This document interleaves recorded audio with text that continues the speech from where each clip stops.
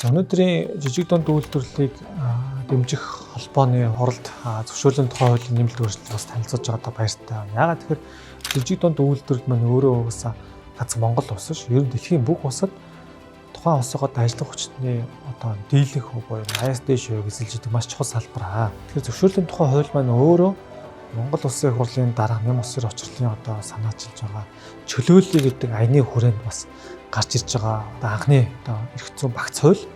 Тэгэхээр энэ чөлөөллийг гэдэг аяны маань одоо үр шимийг хүртэж бизнес эрхлэх эрх чөлөөгөө нэмэгдүүлж улмаар одоо бизнесээ тэлэх, эдийн засгийг солонгоруул энэ одоо гол боломж зүйлсийг бол манай жижиг дунд үйлдвэрлэгч нар бол бас хүртэх учраас бас энэ хуулийн өөрчлөлт болон бусад эдийн засгийн эрх чөлөөний одоо холбоотой цаашид гарах хууль тогтоомж нь бол жижиг дунд үйлдвэрлэгчдийн холбоонд бол маш чухал юм аа.